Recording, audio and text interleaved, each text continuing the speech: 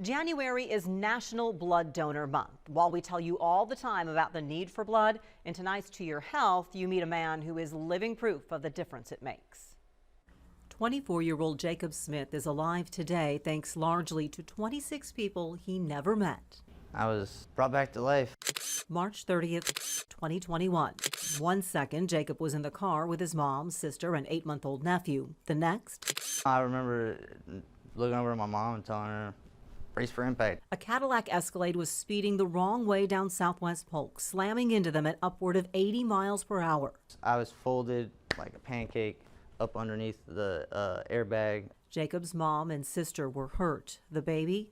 My nephew didn't survive. At Stormont Vale's ER, Jacob at first thought he was okay. Told him I was fine, I was going home, and they're like, well, we can't do nothing. Go ahead, stand up, walk out. I stood up and everything popped. Jacob collapsed and his heart stopped. The bones that makes your pelvis, it was all like fractured and was like a puzzle piece that wasn't put together. The trauma team jumped into action to get his heart beating and put him back together.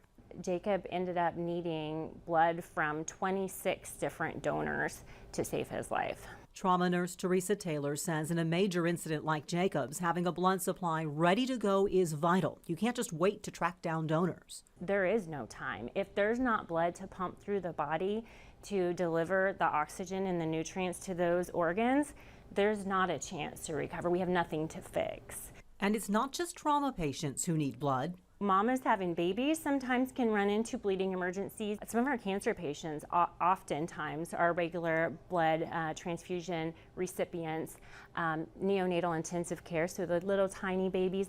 Taylor says she's often struck by the fact blood donated locally stays local, helping people in your own community. Just knowing that people gave that of themselves, not ever knowing where it was going to go, and that made the difference for someone between life and death. It's really amazing. Jacob spent a month and a half in a medically induced coma, another month in the hospital, and another 3.5 months in a rehabilitation facility. I have 1,000 pins holding my hip together, 4 screws, 2 bolts, and a plate on my ribs. While he's grateful to all the medical staff who have him back on his feet, he's most thankful for those 26 people who rolled up their sleeves and gave him, literally, the gift of life. It means a lot. I wouldn't be here today if it wasn't for them.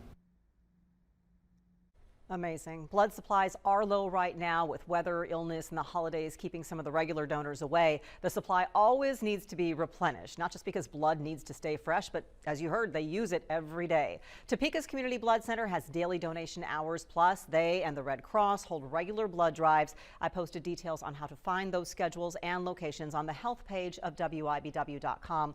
By the way, the driver who hit Jacob and his family had his trial postponed to this summer. Remarkable.